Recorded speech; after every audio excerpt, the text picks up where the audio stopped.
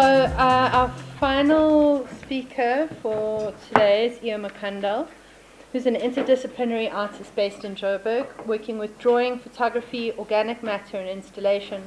The practice is concerned with feminist and environmental embodiments of process, entropy, urban ecology, and hybrid environments during a time of environmental shift. Her 2024 public sculpture Ophidion's Promise was realized through a project called A Feral Commons, a global co-commission in public art spearheaded by the Global Cultural Districts Network and led by Dubai-based SARChI Advisory. She's exhibited both locally and internationally, and her work is part of several private, public, and institutional collections. Thank you, Makandal. Thank you, Anthea. Thanks, everyone. It's been really great to be here and to listen to everyone speak. Thank you. It just occurred to me that, I haven't been working as long as the previous speakers. So I have a few works, and I've also narrowed it down to the works that relate to a public and urban ecology specifically. So I've left out other things. Is that good? Perfect. Yeah. And I'm also, I've prepared my text, so I'm going to possibly largely read in this time. And I also do have a lot of slides, so I'll just flick through them while I am going through my text. So I'd like to begin with where I started as a young artist and highlight an aspect of my visual research that I don't often highlight, but have been collecting over the years, and that is what I describe as an unintentional public art, these visual haikus made from unassuming particular material configurations and infrastructure or urban debris. And I usually just post them online and hashtag visual haiku. But these object material configurations become an unintended poetry of entropy within the urban environment. These visual poems are often made from someone doing some kind of utilitarian labor or task, or sometimes signaling a pothole or discarding a material in an interesting way. What is interesting to me is the act of innovation and problem solving creates a subjective poetic beauty, the prompt solution made with whatever is around. These public sculptures and their unexpected counterparts become actants within the politics of the urban fabric of things. To borrow from Jane Bennett's Vibrant Matter, they produce and alter the course of events in their presence. And this is where I kind of started out at looking at materiality in the urban environment.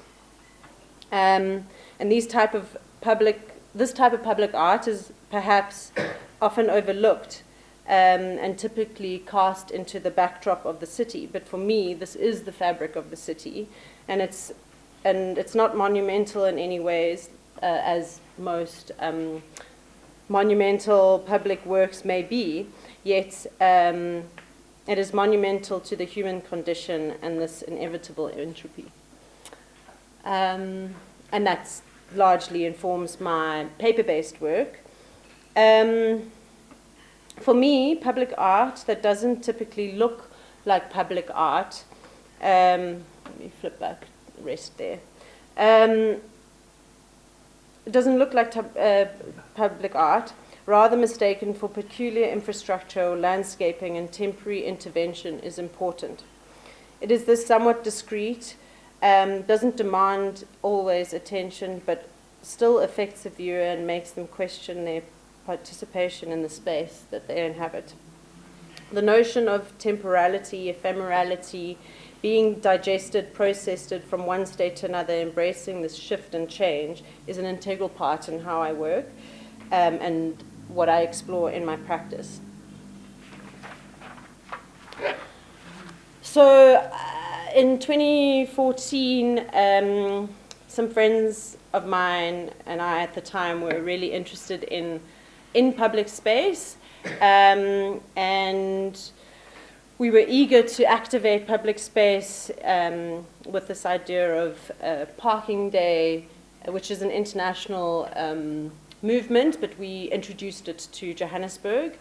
And I did this with architects and urban planners, Blanca Calvo, Marlene Wagner, and Sumaya Valley. Some of you might know Sumaya, as the creative leads, and with many other participants in Joburg, where the principle is that you can take a parking space and reactivate that space in any way that you would like, so long as you've paid to have your car in that parking space, so reappropriating public space.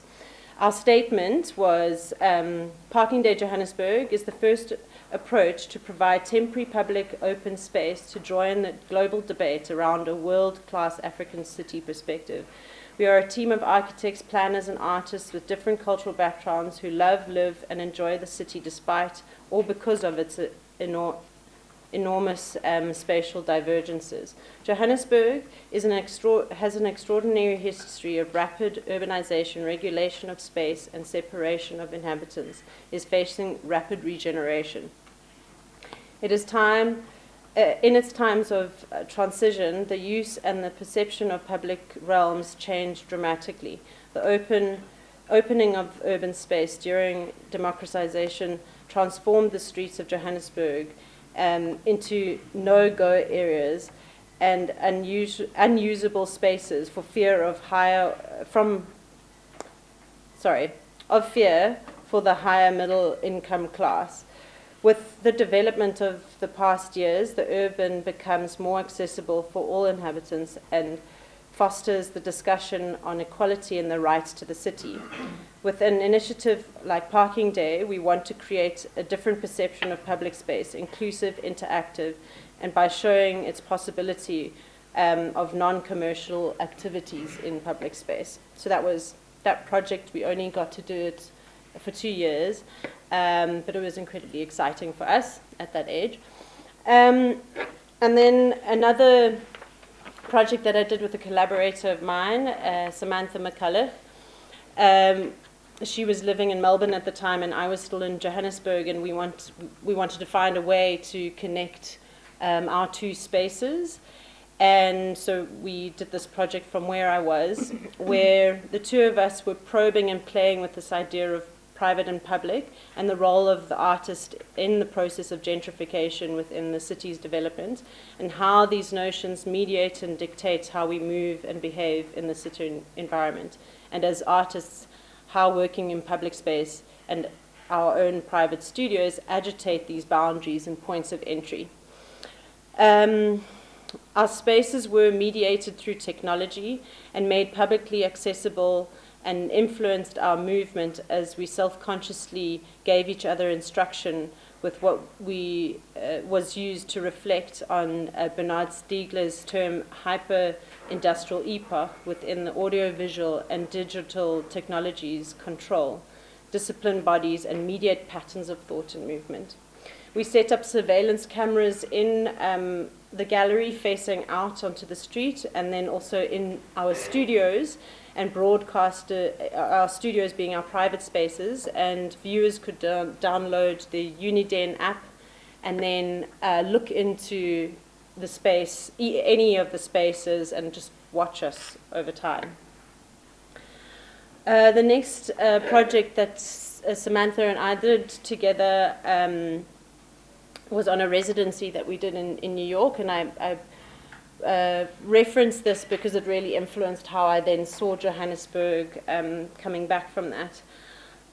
Bonus Space was set out to be a framework, a set of rules and parameters.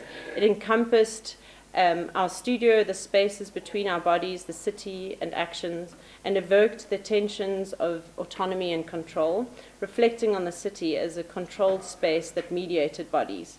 Taking its name from spaces designated as public but are privately owned and managed by private sector, our projects explored questions of intimacy, movement, confinement, ownership, and instruction.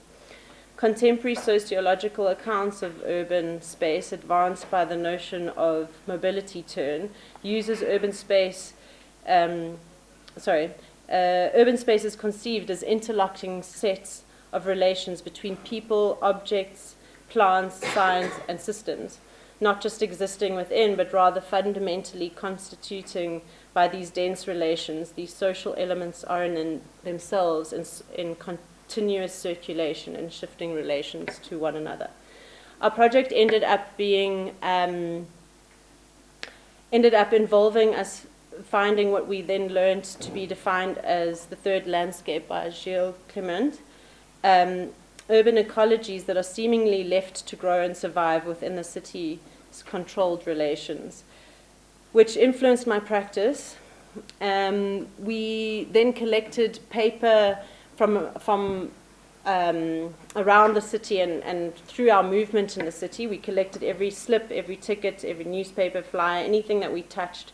We collected, and we then pulped that paper down by way of first chewing it and then pulping it down to create these cards of paper that were then embedded with edible seeds. Edible seeds. Seeds from edible weeds that we found around the city, that we had collected around the city within this idea of this third landscape. The labels were then put out into the city across New York and allowed to disintegrate over time with weathering, and the seeds themselves would then self-propagate and regrow new edible seeds. We also accompanied this project with a recipe book and guide on edibles within the city. And this was our discrete public artistic action in New York. What plants grow in the third landscape is also compelling. Oftentimes these plants are pioneer plants, volunteer crops, or so-called weeds and invasives that create their own urban hybrid ecologies, with the amaranth as one example. I'll come to the slide now. And for the urban forager, an important source of edible plants. The mutating relationships between the artificial and urban debris and plant nature consuming, processing, transforming decay is another driving interest in these spaces. So to look at Johannesburg as a third landscape is very important to me. On learning about the third landscape, I started to read Johannesburg in that way, and see it as a third landscape in itself, from its origins as being a city being developed on the triangular leftover ground between the three farms that where the city was initially planned to develop from. So that initial ground could be argued as a third landscape. And in these spaces, the third landscape holds the genetic petri dish of urban ecology and adaptation. In ecological terms, the city has created an entirely hybrid ecology out of its development and infrastructure. It is claimed to be one of the largest human-made forests in the world, and the leftover open ground within the city proposes a compelling relationship to people and public. How might these spaces form themselves in the context of Johannesburg, given our history of spatial separation by colonial and apartheid design? How are they left over, and who occupies these spaces, and how are they used as a resource to inhabitants in the city? How these tensions of private and public access and management and surveillance is made visible to us. These questions brought me to the Yukske River daylight point. These are also just examples I've worked with in the third landscape. That is the amaranth, which at a time was very interesting to me because of these conversations around what ecologies are existing in the spaces. And the amaranth is non-indigenous to South Africa, but it's become so synonymous with a lot of, as a food source in our country now. So the Yokske River, where was I? Area, so I became interested in that for a number of reasons. At the time that I started, I was thinking about, I enrolled to do my master's in 2018, and the corporate and social development Victoria Yards as a cultural hub was in its beginnings, and was steadily growing. And the storm drain Yokske River culvert was much neglected in the historic Lawrenceville area, an abandoned green strip through the semi-industrial and low-cost housing infrastructure. With these contrasts and the history of the area, for me was a compelling example of the third landscape. Water for the Future, a citizen-led, local, community-based NGO founded by visionaries Romy Stander and Hanelie Kutsia, were only just starting out on the bare minimum to clean up the river with their mission to restore and repair the river and its related land systems, which included community engagement and inclusion, as well as public art, to form Johannesburg's first open-air environmental art corridor. I had asked Water for the Future if I could use the site in my practice-based research project for my MA. I was interested in the place because of its precarious and complex relationships with urban ecology and infrastructure. It is privately managed, but it's city-owned public land, and the fact that the Yokske River, as a more than human being, is one of our only significant waterways in the city. That the river's source and eyes are now buried beneath the metropolis and ushered out of the city through the culvert and forms and joins the Crocodile River to eventually reach the Indian Ocean in Mozambique.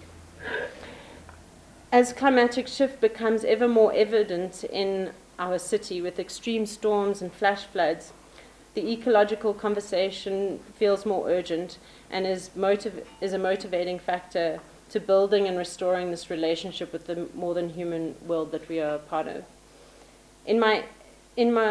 In terms of my interest in ecology and in the more human world, I draw upon feminists and scholars, environmental thinkers Donna Haraway and Anna Singh, thoughts on human and more than human intersections and relations on a damaged earth.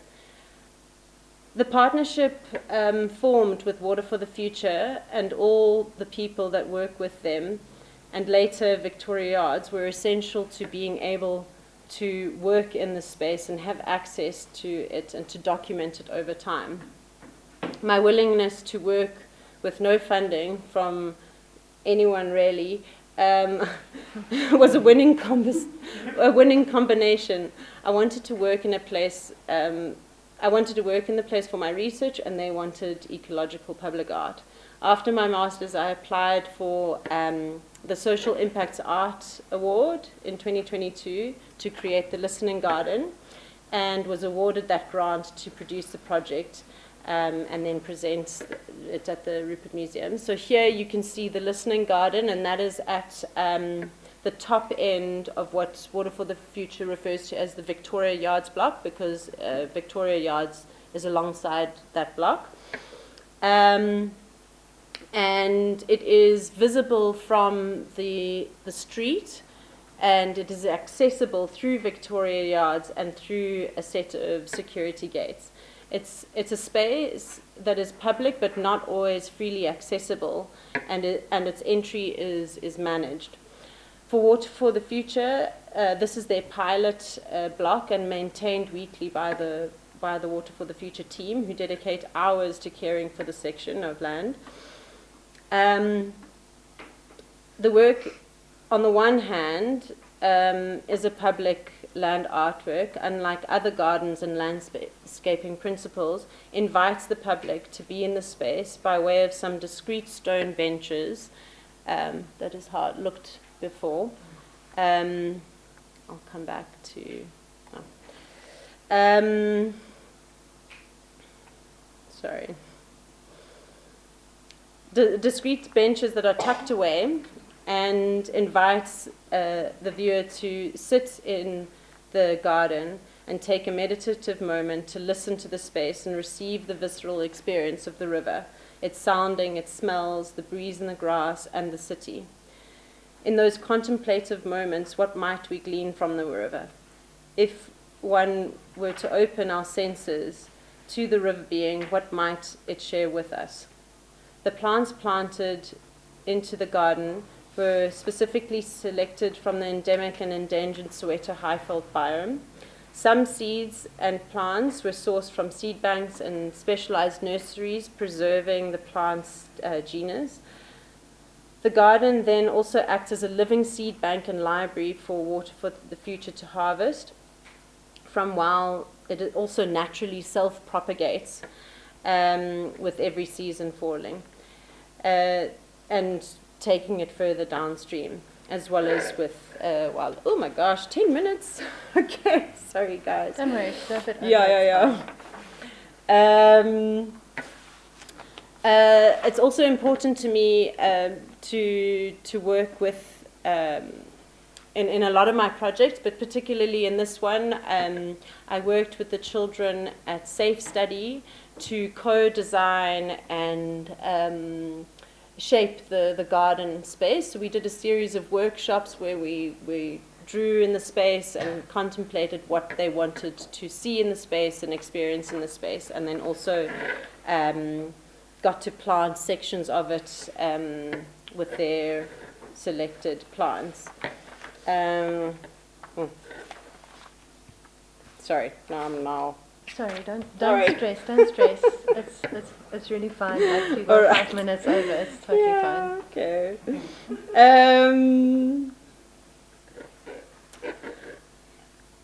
Yeah, so that is how it looks now, and it really has been interesting to observe over time how the space has changed and how the biodiversity has changed. There's some examples of things I have noticed: insects. The sacred ibis often is now in that space, and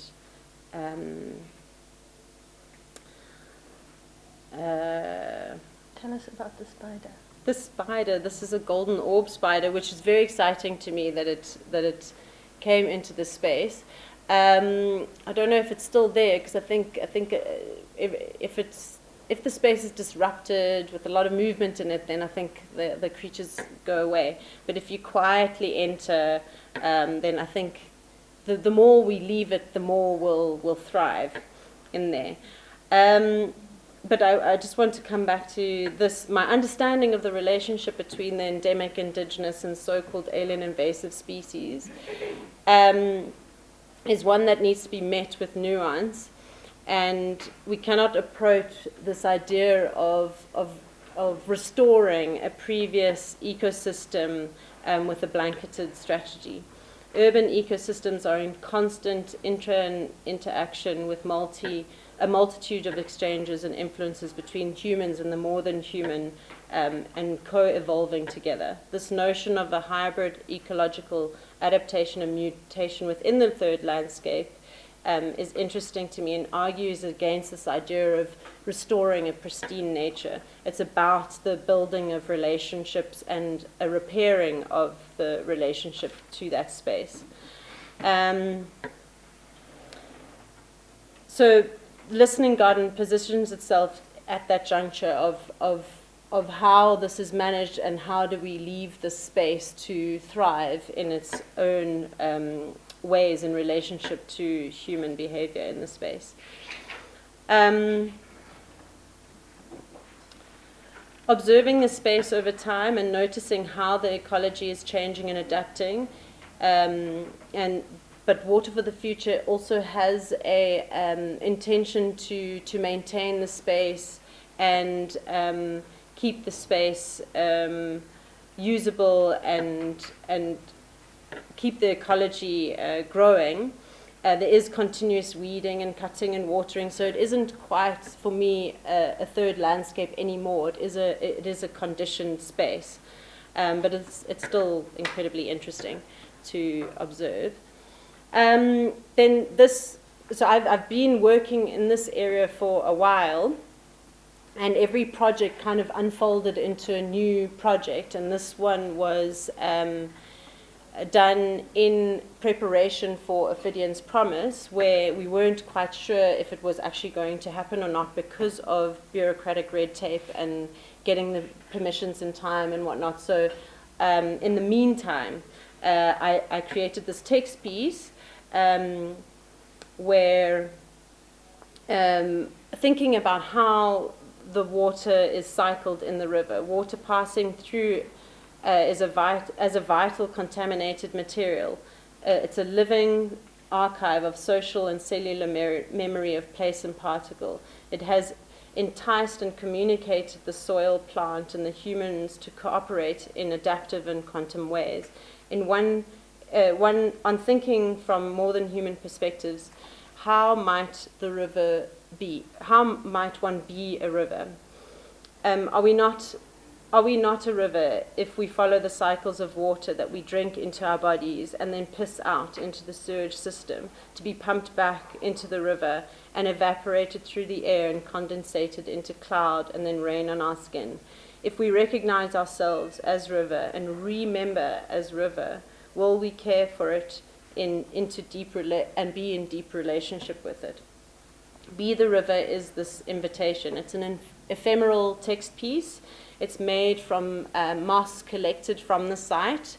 Along with Water for the Futures team, we collected moss along the river, and then we created a moss slurry to then create the text piece.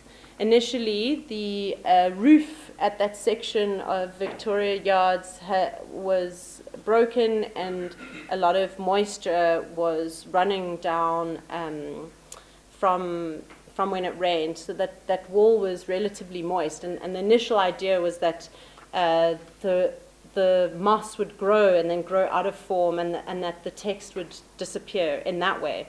But now it's disappearing in that it is just becoming dust and falling away. And then that brings me to Ophidian's Promise, which, as Anthea mentioned, was then a commission from the space.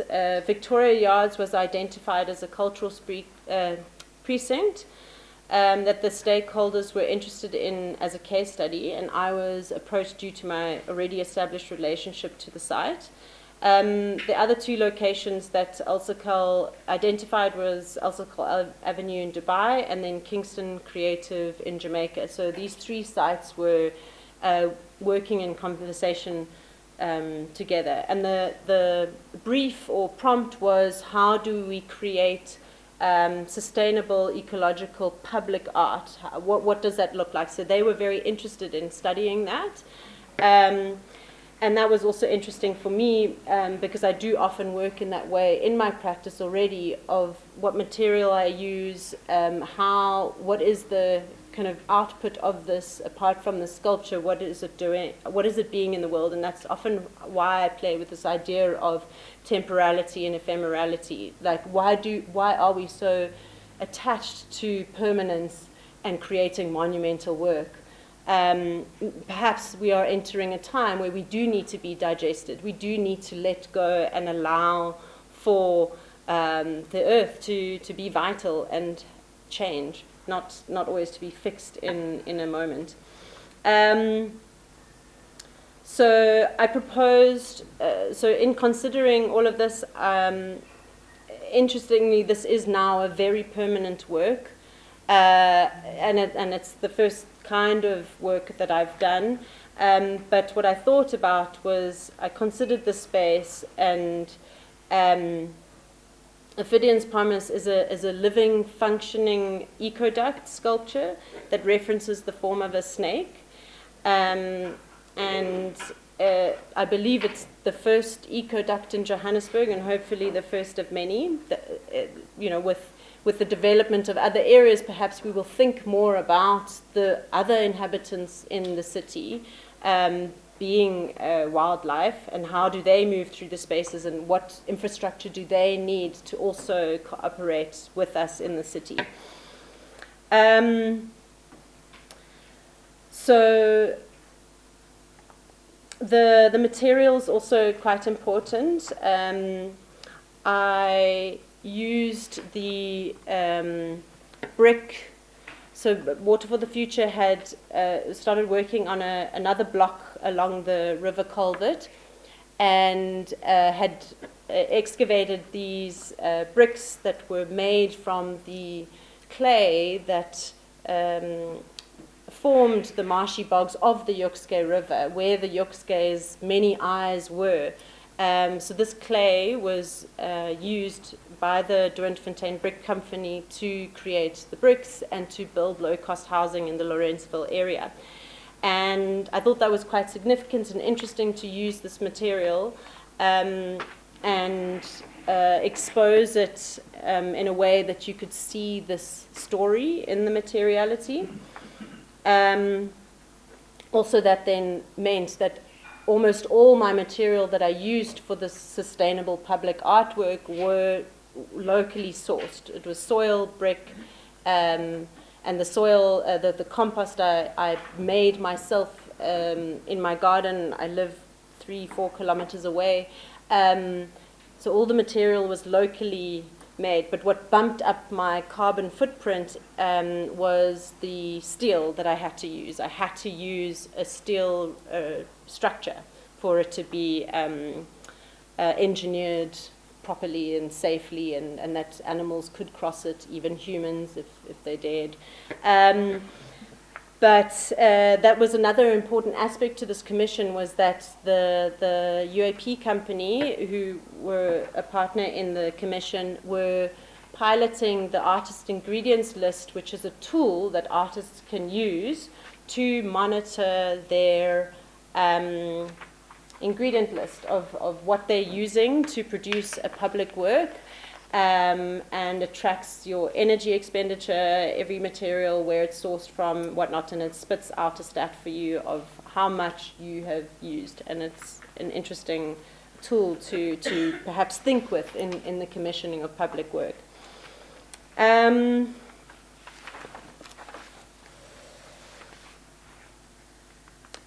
Yes. An unexpected outcome of working along the Yokske at the daylight point is the length of time that I've now worked there. I never imagined to stay there this long, but I've been working there over the years and building this deep relationship to the space, to the community, and to Water for the Future and everyone that works with them. They've got an incredible team of people that I've built relationships with. And I think I will end off there on that commission and quickly also jump to, this is the artist's ingredients list and kind of what it can show you. Those are some lizards that cross the river often.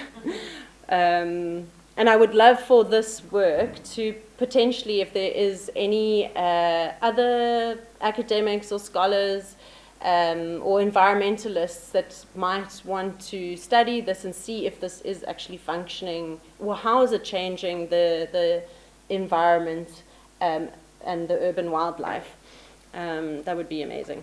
Then the last thing is Mud Matters. This is an ongoing project that I do that's also I see as a public work.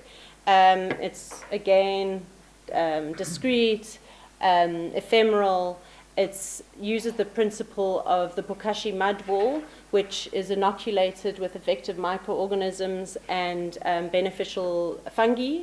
And when it is inserted into an environment, into soil or water, it changes that environment and promotes the growth of beneficial microbes and healthy soil. So I've done this public work wherever I can. Places include Athens. This was in Athens, where we created these mud balls and inserted them in the Stavros Nikros Park. Nirox, Berlin, and hopefully later this year I'll be doing it in Kigali for the Nyandungu Eco Park. And then lastly, forthcoming is this piece, which involves, for the last 2 years I've been working with soil chromatography in my soil research, and it forms part of, this is kind of a visual aspect to a bigger project that Water for the Future is doing, where they are creating a baseline reading of the soil conditions in the Yukske River, Upper Yukske River catchment. So this sculpture that you see is a composite image of all the 13 sites that we are looking at of the soil, and I'm hoping to create this as a series of sculptures where different areas in Johannesburg have this eye of the soil. Thank you, and that's hopefully going to be at 9 yards. Thank you. Thank you. Okay, we have some time for questions and comments specifically for Makandal, and then we'll have a more general discussion. Would anybody like to kick us off? No? Okay, okay, go. Just firstly, thank you. And then secondly, I was reminded of some quotes that come to mind from Robin Wall Kimmerer, who wrote Braiding Sweetgrass. And I guess the one that came to mind that I needed to look up to remember in full, which I'd like to share, in relation to Be the Water, is I want to stand by the river in my finest dress. I want to sing strong and hard, and stomp my feet with 100 others so that the waters hum with our happiness. I want to dance for the renewal of the world. And I think I was just reminded of this kind of coming together in many different ways with many different bodies, sometimes free, sometimes paid. And that whilst we don't always know if it's going to work, at least it's worth trying. Thank you. How have you found it? I'm thinking of Be the River now, and what you thought would happen and what did happen. And I guess particularly when you're working with other people and constituencies and collaborating, and when you're working with the environment, things don't always go according to plan. So for you, how much control do you kind of cede to the environment, and how important is it for you to respond to those elements in sight? Yeah, I think definitely I see the environment and the more than human as a collaborator. So I see that I would do an intervention. I kind of construct the parameters of something, and then the environment can do what it needs to do, and I'm entirely open to that on how that then changes. So with Be the River, my expectation was that it would grow out of form, but that would require some other elements to it, and I didn't necessarily want to insert an irrigation system so that it is constantly misted and all of that. I did want to see, okay, well, if this is now changed, how will it change? How is it going to disintegrate or come? How will the letters disappear? And that's, yeah, I'm entirely open to that always, to consider that. Once I've done my action, it then does its own thing. And that's the same for the mud matters, is that my intention is then to create this miniature sculpture, insert it in the environment, and then it slow releases and breaks down with all the other elements of microorganisms and fungi and birds and creatures that are going to then digest and consume this sculpture and use it, and then how that shifts things. I would want to see how it shifts those things. Yeah. Just so the kind of the grand projects of rehabilitation, like I live in Observatory in Cape Town, and that whole Riverlands development with all these sort of attempts to restore the river and redirect the river and regimes of planting. So there's obviously huge quantity of resources that go into these projects. And so I'm curious about what is the training of an artist in the undergraduate years, and what was it for you, that enables this journey of making. And so, I mean, when I was young, it was always this dichotomy about being in the studio or being in the world. And if you were apolitical, you were happy to be in the studio. You know, if you were political, you had to be in the world. And it involved walking out into your neighborhood and finding ways of working. So, did you study art at an art school, at a university? At Michaelis. And in those, they had a garden project, but that's art. That's more recent. That's more recent. Yeah. So, whatever you manage to learn in a pure fine art program, how does that then translate into your practice? I mean, I think it's interesting to blur the boundaries, and I think that's what I like to do. Is I'm interested in like agitating those boundaries around like, well, what is this public art, or is this landscaping? You know, and what are those parameters anyways? Like, can we not shift them and maneuver them and play with them, in ways that you're going to find more or different insights from, like, an artist working in this way, I think has a different sensibility to how landscapers and urban planners and botanists and biologists will work. But I also think I've always been interested in the urban ecology and so my art education, I was always wanting to go into this. I mean, if I hadn't studied art, I probably would have done something in ecology. Yeah, I would have done geography or botany or whatever. Just don't know why I did art.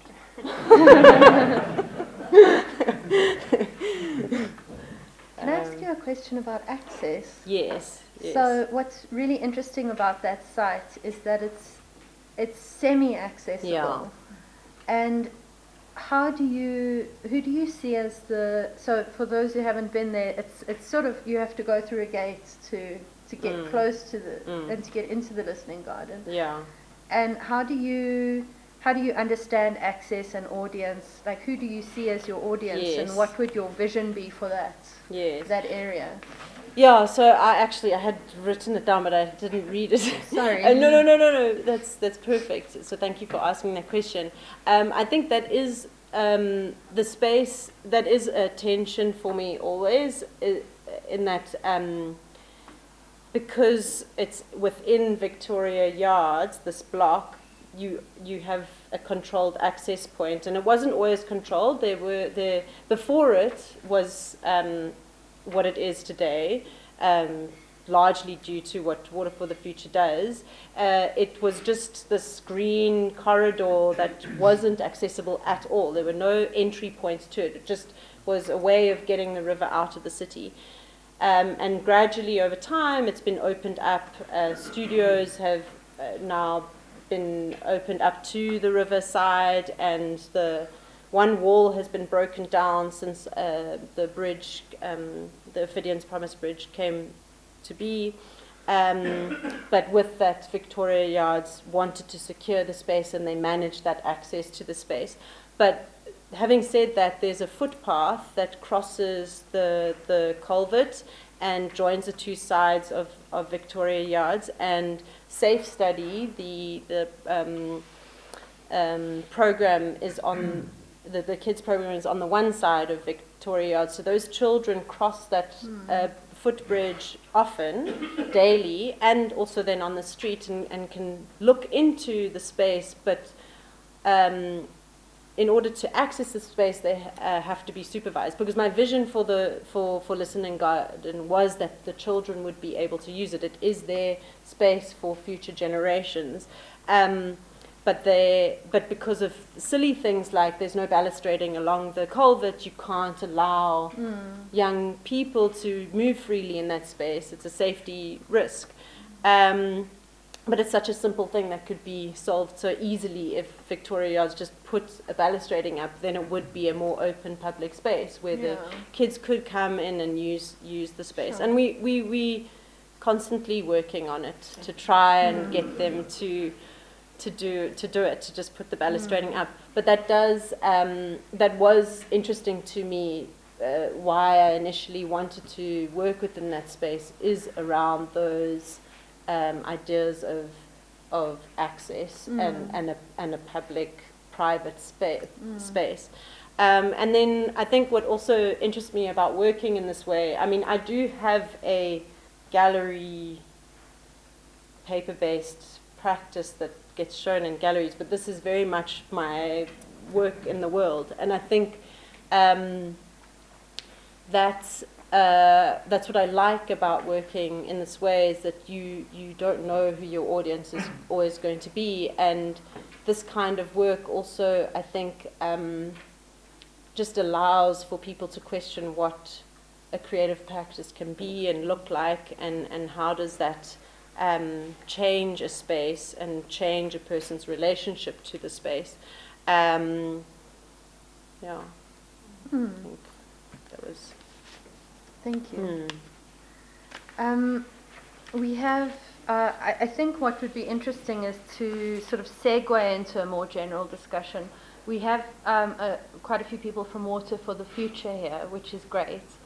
And sorry. Yeah, actually, can I interject? Yes. I did want to say something about those partnerships. Go for it. That it's also only been possible because of those relationships that have been built with organizations like Water for the Future and Victoria Yards. Because I think this is almost like it's informal public work where I've been motivated to work in this space, but needed to build those relationships with those people to be able to access the space. Yeah. No, that's okay. I think this collaboration and these different stakeholders is a theme that's come up in all of the presentations, really. But I wanted to ask if Romy or anyone from Water for the Future wants to comment or say a few words on your work. Thanks. Hi, everyone. I would like to also give my team, and sorry, I don't mean to be so many, but this is so interesting and so grateful to be here, because I find it very interesting. I was mentioning to Stephen earlier that everything we've done in the Water for the Future has been on a shoestring. I don't have an ecological background. I've just worked very closely with a massive amount of mentors, because I've also felt so responsible at this point of the exterior that, that at least what we're doing on the ground in this space is as considered as possible, with enough expertise from all angles, and working on a river in an urban space is, you touch on every aspect of society, and it's so toxic, and it needs so much help, and you literally have to be an expert almost in everything. And I never pretend to be an expert, but I've learned so much, and I'm so grateful. I haven't had a lot of funding in the beginning of the project, because it would have been a nightmare or a disaster, because what I've now learned over time, has taught me so much, and I'm so grateful for that.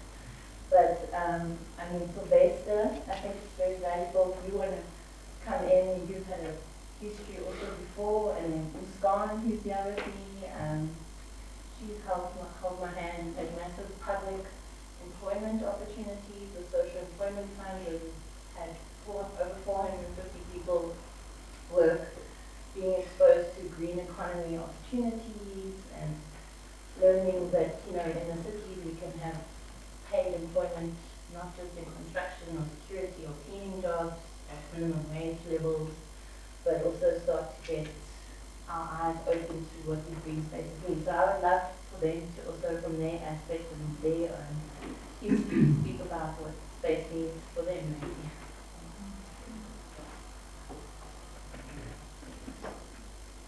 Water for the Future for me has been a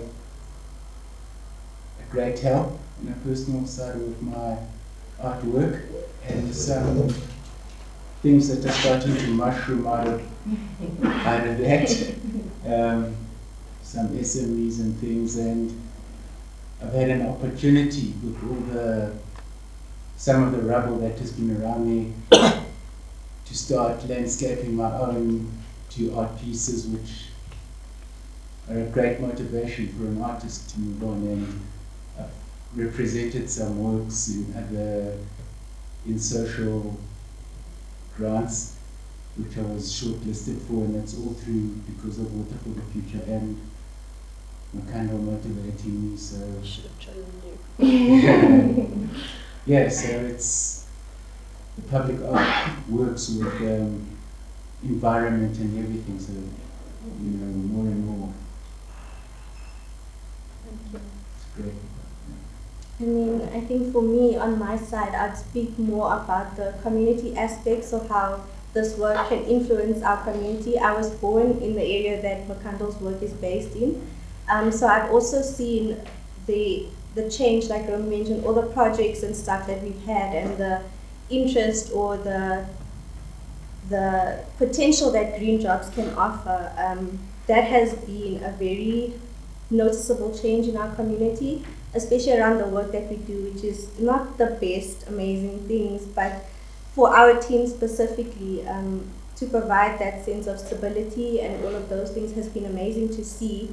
And that has influenced a big social change in the community. You don't see as much, we hope that it changes more, but you don't see as much hotspot dumping. But there are such issues. But then just to take it back to Makandal's work, and other artwork projects that we have, it's also more skill-based, so that we do aim to have a transferable skill, so people in the community can, let's say project is over, they still have a skill to continue earning money for themselves.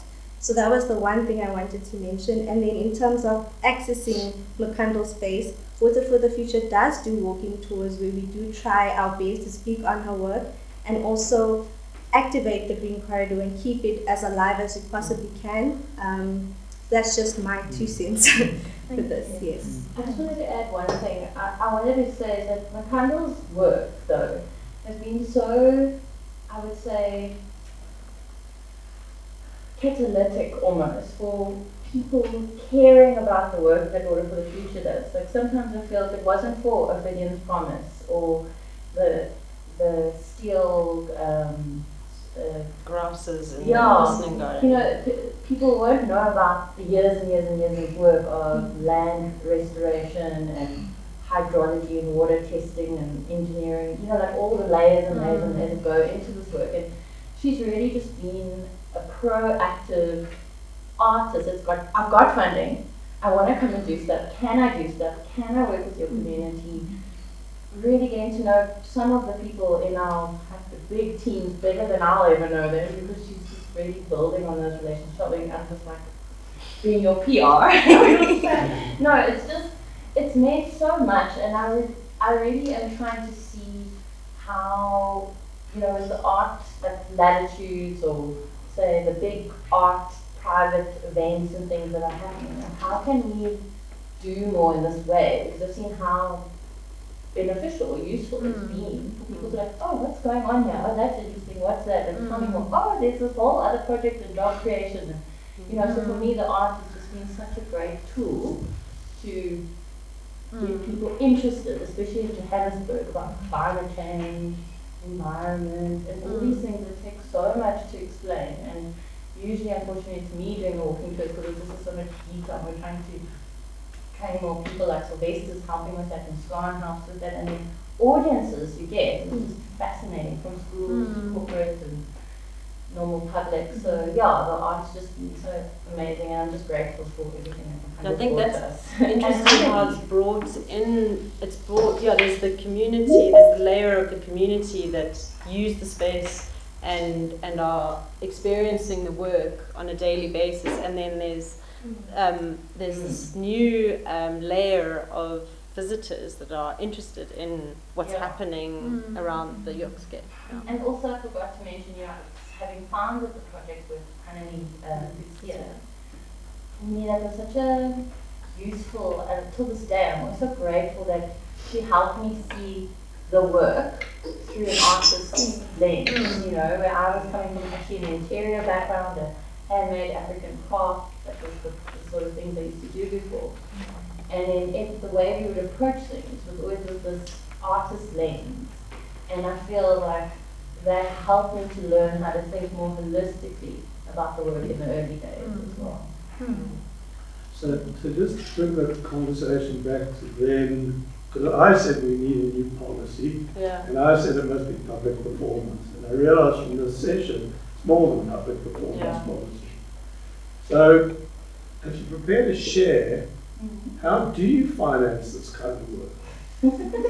Okay, so again, because you're dealing with water fundamentally, I mean that's the work with the experts. Water resiliency, climate change adaptation. You have to have your facts checked. So that's the first foundation level. We started with an environmental management plan, various experts were commissioned, private landowners, and I always say this for me is something quite strategic, is that I have Nando's head office and Victoria Yards as these two key landowners, and I feel like they also weren't there, a lot of people wouldn't even care. It would be like bits on a water there and no one would care about the Yorkskate River. Also, like in South Africa, obviously there's so much need. So how are you now shouting from the rooftops about this and that?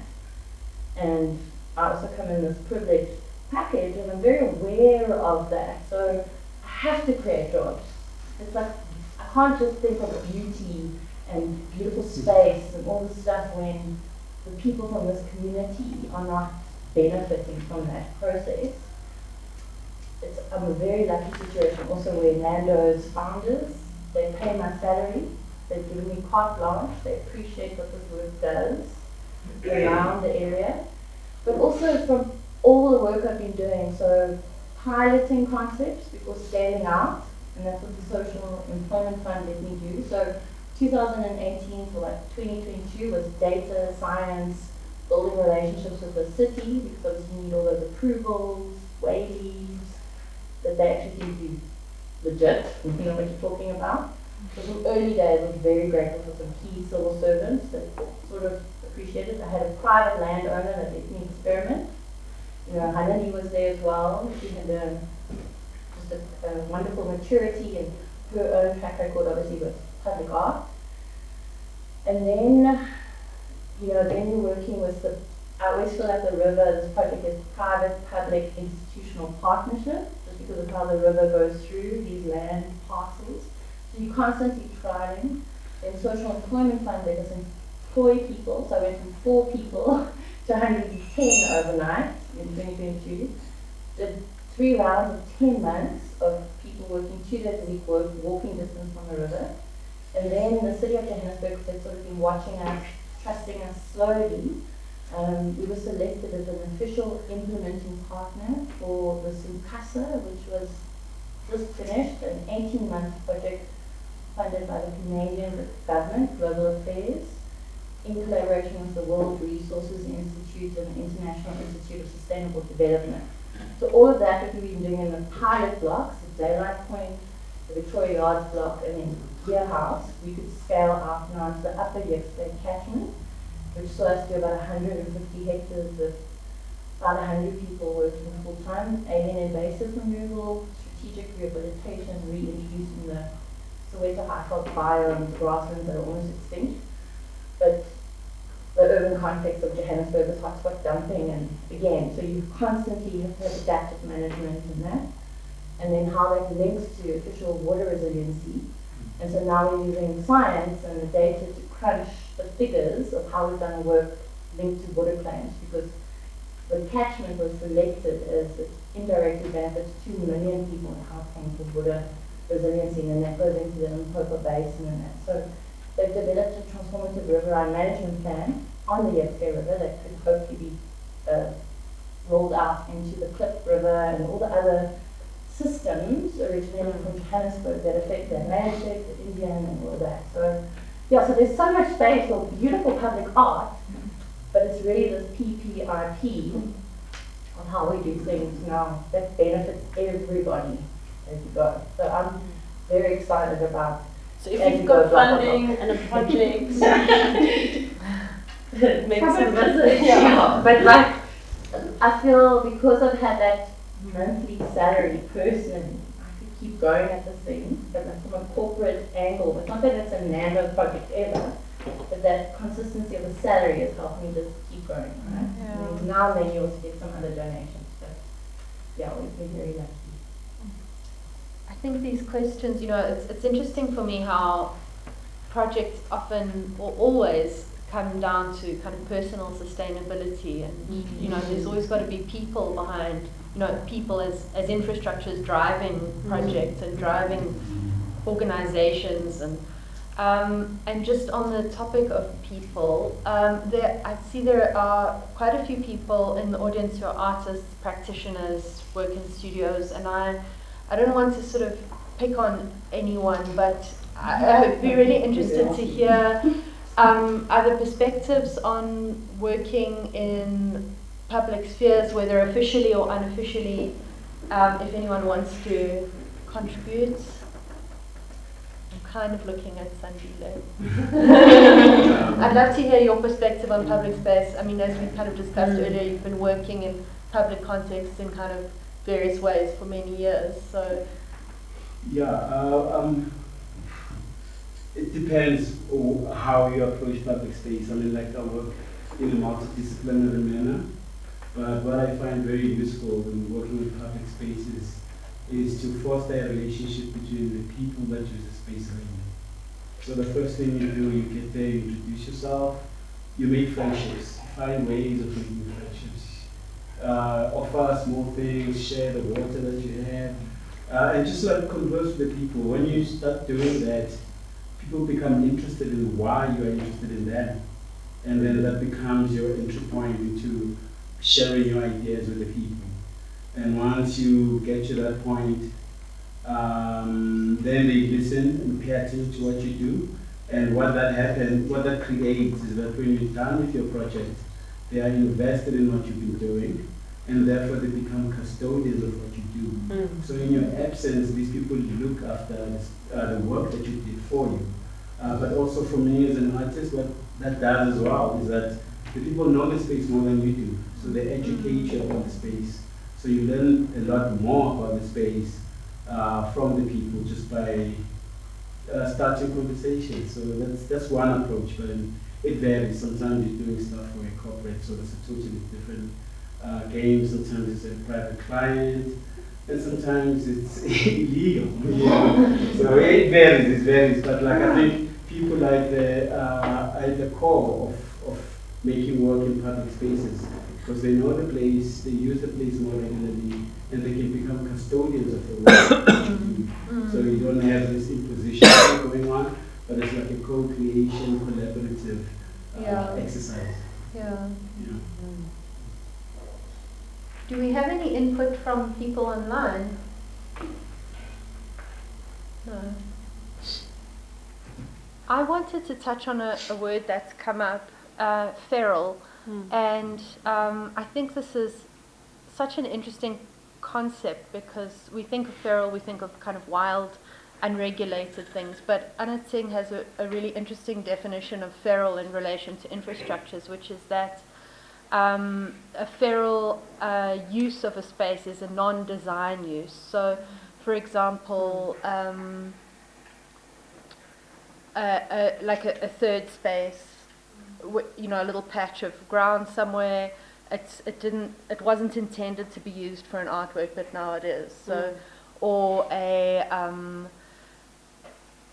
trying to think of another example. Like if a scaffolding gets turned into a jungle gym for children or something like. There are these improvisatory uses that I think are so kind of common in Joburg and inform, I think there are connections across the board in all of your presentations where there are these non-design uses of space that come to inform how you work in that space. And I wondered if maybe the rest of you could comment on how maybe you've worked in a space that ended up being used differently to what it was intended to be used as, where you had to maybe improvise or respond to where you maybe entered thinking the site was one way and discovered that it was completely different and functioned in different ways and you had to adjust your work accordingly. You said three things that's okay, go for it. So I work in a much more commercial way as a brand architect in a space called the Keys Art Marble. That's one of the hats I wear. And there we've seen such an interesting thing. It's a public space, it's private sidewalks. We've had several experiments there, and it's so interesting and so heartening to see how Joburg responds to that thing. So one example was we had a mural competition, and there was very specific constraints. It had to be a mural that could be executed in minutes on a steel facade of a building. We received over 250 entries for that, and the winning one got put up there. Now that mural is on the building, on the front of it, and what started happening is people come and take their graduation pictures against it. Nobody ever said that this is a space to have your graduation, but it's now almost become a thing that you didn't really graduate. If you don't come from BIT or UJ afterwards to have your graduation pictures taken, either against SARChI or this facade, which is an incredible thing. And then the other part that you spoke about, feral, which I find interesting, is so our landlord he's obsessed with plants, and specifically the plants that would have been the bit artist around biome if Johannesburg wasn't built here. So he's slowly been starting to cultivating grasses and stuff, and first put it up on a wall opposite us, so we could look at a beautiful wall and an ugly face brick wall that had to be moved to the parking lot as a result. But the next phase of this development is now essentially, and it is public space because it's like an 8-meter sidewalk that goes to the rooftop, which will be all the plants of the artist road. So it's quite interesting this play between plants and what we learn from them and what engaging with them do to artists and artist communities that want to engage. The other part of this is whenever we have these Keys Art Nights, which is again a free for all, open door thing, it's incredible to see how people respond. So the last one we had was in the week after the deadline, and people came to a zine making workshop about why they hate and love Joburg. And it was just an incredible thing to see how really Joburg publics are for engagement, when there's just a game that somebody puts out or an invitation that somebody puts out to engage. And in some ways those performances to me are really incredible both as a nation building thing, but also just for people to break these things of where one person ended and the other begins. Yeah. So it's a wonderful way to engage in a public way. We wouldn't be able to do any of those things if it wasn't for the private funding that is behind these plays or these games. But it's really great to see how Joburg public engages with artistic endeavors like that. Absolutely, yeah. Can I respond to the initial question, if I may? So the very first, in terms of intention and outcome, right? And the ferality of public space in general. Curious about feral publics in your context as well. But so the very first project I ever did in terms of public art intervention was with Lindsay Brenner's Urban Futures Conference. I partly funded the thing. It was my swan song at the Market Theatre. I put a show together called Tour Guides of the Inner City, because what I'd learned from the 90s was that the artists I was meeting from township spaces were the ones showing me the environment, and that's what got me their experiences, their lived realities, and so forth. So I started to get this broader perspective of the city and its attendant townships and so forth. So my curiosity for public culture was born out of that. Anyway, so we put this show together called Tour Guides of the Inner City with 36 artists in different locations. I had shop fronts. I put a William Kindridge animation in an electric storefront, just in Jeppe Street. I had Alistair McLaughlin's bus. At those days, he had this pink bus, and we got permission to go to Top Star Drive-In, and everybody in the bus plus a convoy get up to the Top Star and project a series of artist films, etc., etc. There was lots of things. Wayne Barker had a mobile photo studio where you could have backdrops superimposed, all that kind of thing. And Marlene Tassoni had this really interesting idea, postcard concept, alien native. Okay? The words inscribed digitally into a cloudscape. And the intervention was to fly an aeroplane over the electric workshop during part of the conference program, and as soon as the delegates were to come out of and take a break out of the electric workshop, we would bomb them with 1,000 postcards from the sky at about 1,000 feet. We didn't actually get permission to do this or anything, we just did it. I got some friends who had a plane, and we got on with it. And we did an initial test of 500 pamphlets, and they fell out of the sky. They landed in Mary Fitzgerald Square. It was beautiful. It just came down like a gorgeous cloud. It was magnificent. This is going to work like a charm. It's poetic. It's gorgeous. Speaks to kind of boundaries and people picking things out of the air and so forth. And then when we did the actual thing and dropped the actual postcards, there was such a strong gust of wind it blew them. Like nobody experienced this thing. Plane, things, walkie-talkies. And all the cards are being blown up towards the SA Brewery Museum and into the Diamond District and so forth. I'm going, oh my God, we fucked this up. At which point, about 5 minutes later, a whole bunch of street kids came to us with the postcards and identified us as an economic opportunity. So they were trying to sell the cards back to us. At which point, you kind of go to the point about the ferality, right, of the environment at all scales of livingness. That's some of the beauty, I suppose, of working in the way that you work, in the way I was thinking of Gordon Matter Clark while you were talking. Right? Gordon Matter Clark didn't exactly he worked on sites ready for demolition and made these incredible things, and most of what exists of his archive is really just photographs. There's very little, materially speaking.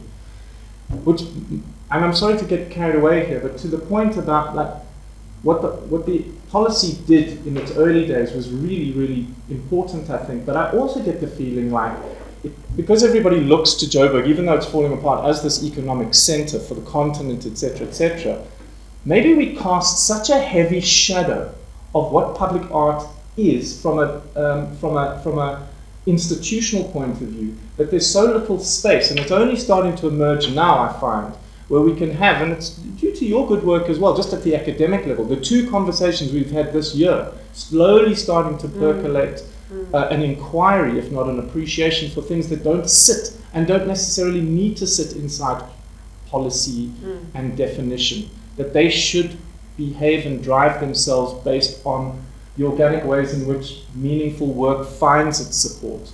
So working outside of the system is what I suppose I'm saying, is also part of how we think about better design, how we actually understand design thinking in the effort of a conventional piece of commemorative stuff all the way down to completely ephemeral and invisible, because the definitions are constantly being reimagined. And we're constantly having to back educate. Like, this is what this is. Now to get to you is like a total abstraction, right? Why do we, who cares? It's fucking fabulous. More of it should be happening. So the important thing about what happened was that out of Joburg came a group of practitioners who filtered out into the country. They worked all over the place, okay? Both in carnival and in public art. Skills were developed, and these people spread out. So, I mean, we in Western Cape, in the Cape Town Science Centre, I get a call from the head of maths in the education department, because he wants to do a STEAM project with us. Science, technology, engineering, art, math. There's such a crisis in schools in the Cape. The Cape is the worst performing province in STEM subjects. Worst maths results, worst science results. I think it's because they're the only honest province. I think all the other provinces are just in their results. But there is such a huge crisis that one has to, we work with hundreds of school kids all the time, come through the Science Centre. And if I could, I would bring everything you guys are doing into the Science Centre. In fact, we got pending an application to the National Lottery for a big steam project, which if we get it, we'll do a whole lot of hopefully catalytic work. We work with a crowd called the Food Endowment, Ian Harris in Cape Town. The theme this year is water.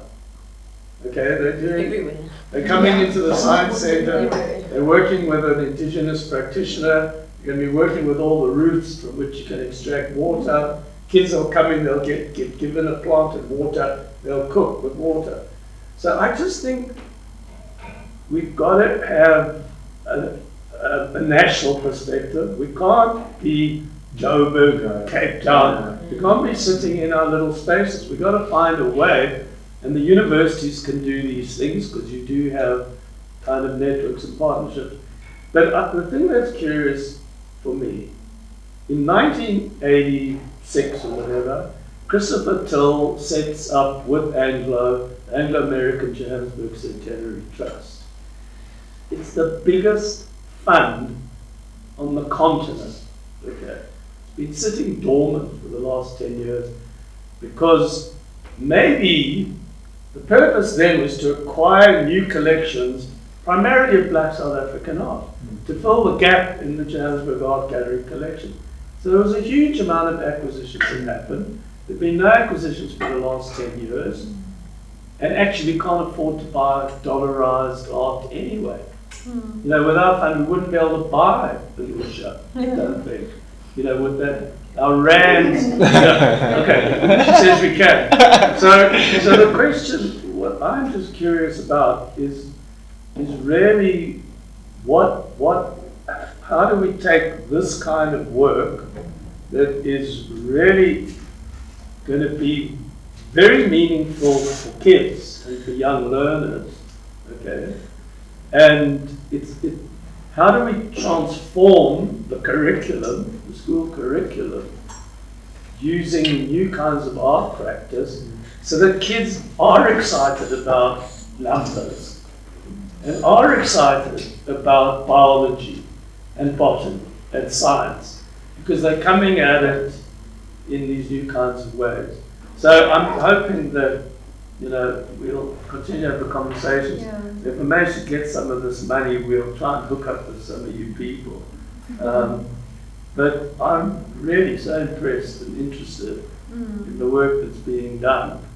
I was just telling Stephen that the Royal Academy in the UK, when William Kentridge had his show, I went reading the history of the Royal Academy and looking at the theme for every year.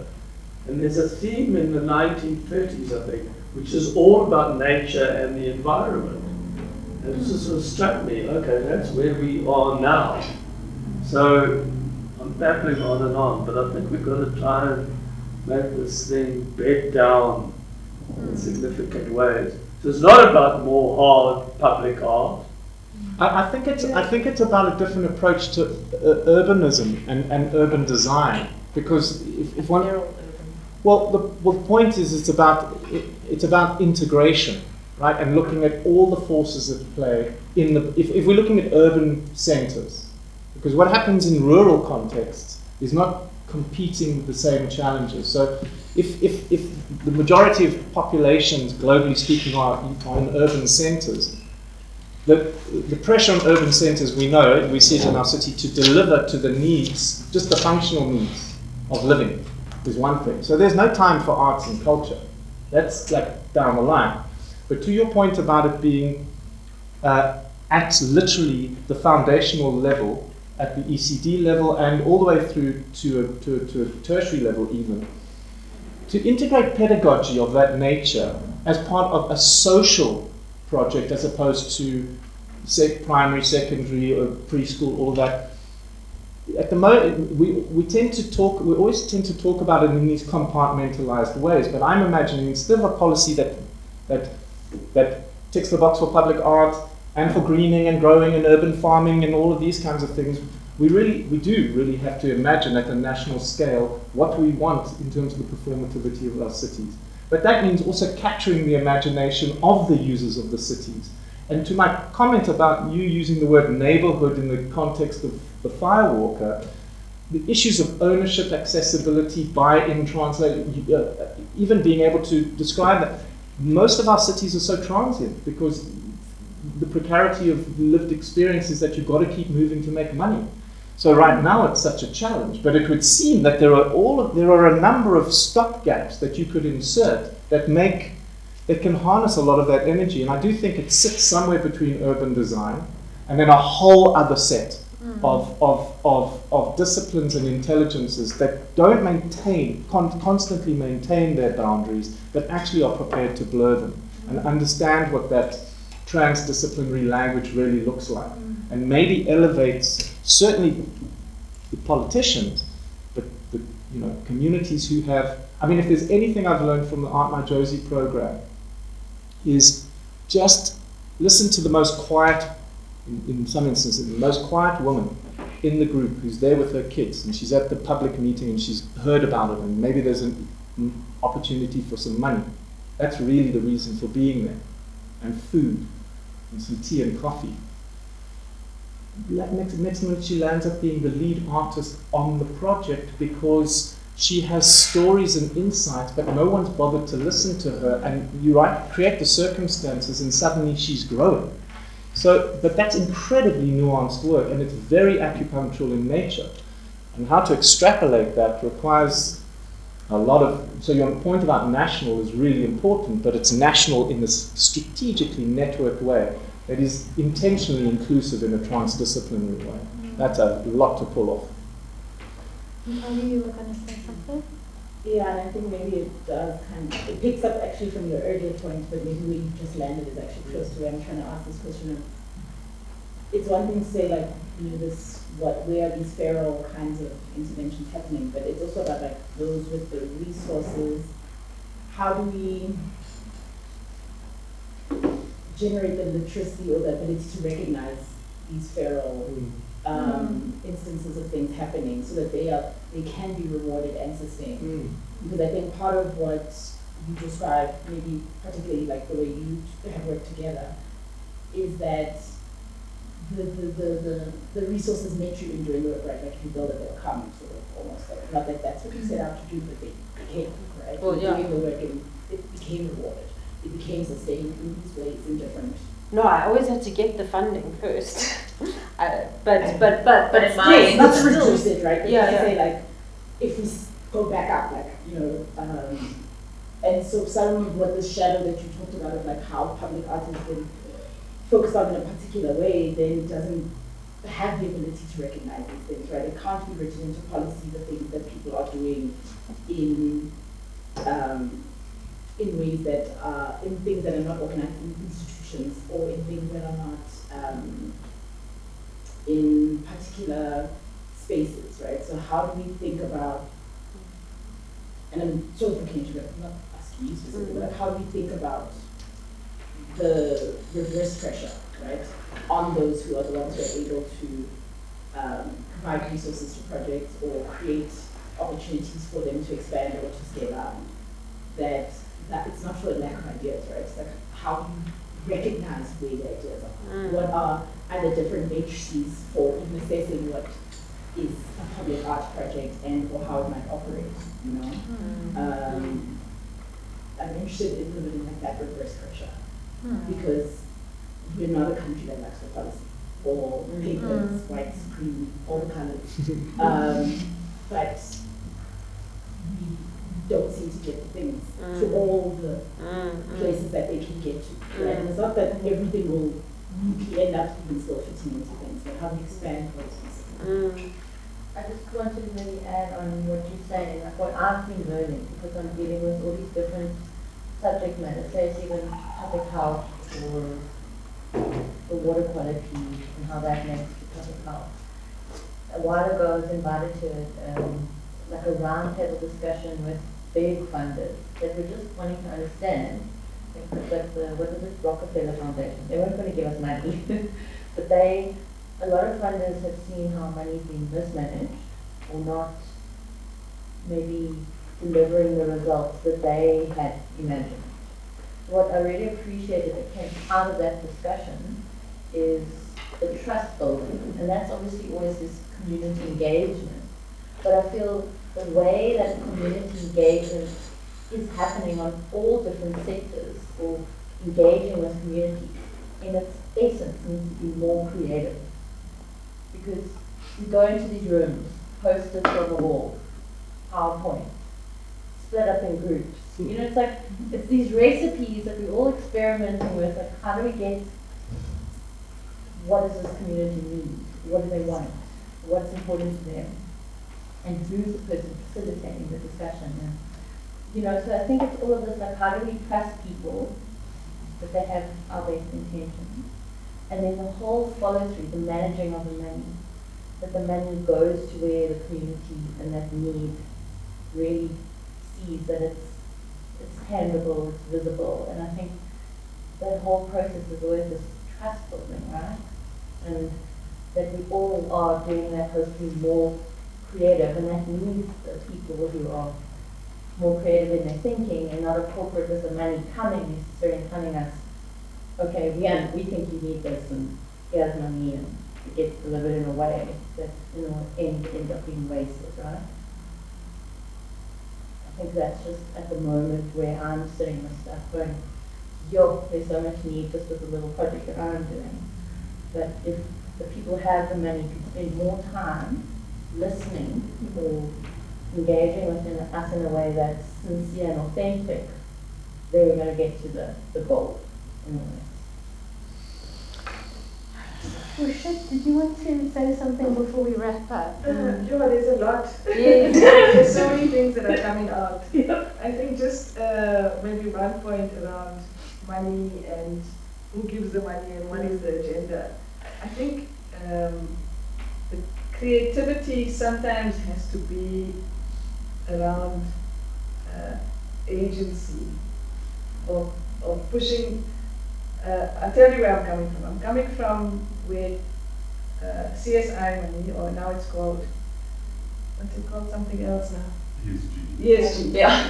Thank you. Yeah. So I think there's a tick box thing from corporates, which is like, I have a problem with Mandela Day for the same reason, right? It's we need to tick a box, and so let's go and paint an orphanage. You know, so there's as artists or as practitioners in this kind of field, it's to educate, to use that money in a way that is meaningful, that's not just ticking a box. Yeah. There's a really wonderful TED talk. I can't remember the name of the person, but he's an Italian. He was doing like social development work on the Zambezi. It's called Shut Up and Listen. Yes. You know? Yes. Yeah. And so the story is that he came in as an outsider wanting to change the community and educate the people. And so they were teaching people about growing tomatoes on the riverbanks. And he was saying, Italy, the tomatoes grow so like this, and here the tomatoes, because the soil is so fertile, we had these wonderful big tomatoes, and there was this whole project about planting tomatoes, and nobody was enthusiastic. They couldn't understand why people are not interested. And he's like, I'm teaching you how to do this. Why is nobody interested in this project? Why aren't you showing any enthusiasm? And then the rains came, and with the rains, the rivers flooded, and then the hippos came, and they just ate all the tomatoes. And then he was like, well, what happened? Why didn't you tell me about the hippos? And they said, you never asked. And it was, so he's developed a whole shift in approaching community-based work, and I also have a problem with that term as well, around asking and learning. Sandila, you were talking about having conversations and learning from that community as opposed to being the fountain of knowledge coming to teach. It's a very missionary kind of approach.